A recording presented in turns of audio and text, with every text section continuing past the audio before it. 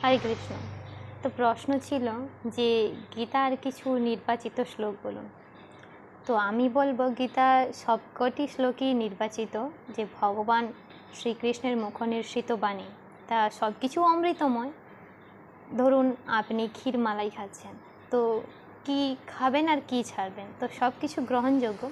তথাপি আপনি যখন বলছেন আমি কয়েকটি বলার প্রয়াস করছি, আপনি সেগুলো মুখস্থ করবেন।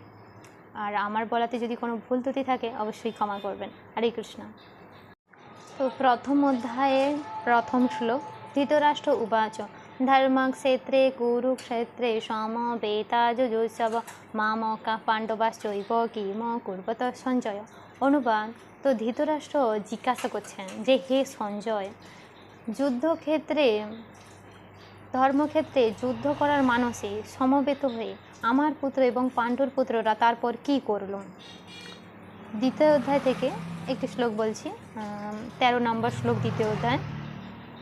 দেহিন যস্মিন যথা দেহে কৌমার যৌবনম জরা তথা দেহান্তর প্রাপ্তি ধীরস্তত্র ন মুহ্যন্তি।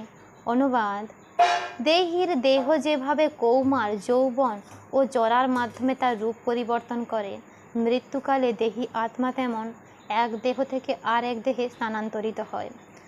ধীর স্থিতপ্রজ্ঞ পণ্ডিত ব্যক্তিরা এই পরিবর্তনে কখনো মুহ্যমান হন না। তো তৃতীয় অধ্যায় থেকে একটি শ্লোক বলবো, 21 নম্বর শ্লোক। ইয়দ যদাচরতি শ্রেষ্ঠ তত্ত্বদেবেতরজন স ইয়ৎ প্রমাণম কুরুতে লোকস্তদনুবর্ততে।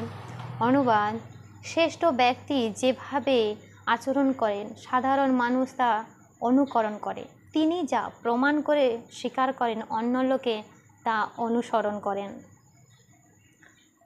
চতুর্থ নম্বর অধ্যায় থেকে 39 নম্বরে একটি শ্লোক বলবো। শ্রদ্ধাবান ভজতে জ্ঞানম তৎপর সঞ্জিতেন্দ্রিয়ম জ্ঞানম লব্ধা পরম শান্তি অচিরেণ অধিগচ্ছতি। অনুবাদ: সঞ্জিতেন্দ্রিয় তৎপর হয়ে চিন্ময় তত্ত্বজ্ঞানে শ্রদ্ধাবান ব্যক্তি সেই জ্ঞান লাভ করে, সেই দিব্য জ্ঞান লাভ করে তিনি অচিরেই পরাশান্তি প্রাপ্ত হন। 7 নম্বর অধ্যায় থেকে 15 নম্বর শ্লোক বলবো। ন মাম দুষ্কৃতি ন মূঢ় প্রপদ্যন্তে নরাধম মায়ায়া পহত জ্ঞানা আসুরাম ভাবাম আশ্রিতাম। অনুবাদ: মূঢ়, নরাধম, যাদের মায়ার দ্বারা জ্ঞান অপহৃত হয়েছে, যারা আসুরিক ভাবাসম্পন্ন, সেই সব দুষ্কৃতিকারীরা কখনো আমার শরণাগত হন না। তো 7 নম্বরে আরেকটি শ্লোক খুব ইম্পর্টেন্ট, তো 16 নম্বর শ্লোক। চতুর্বিধা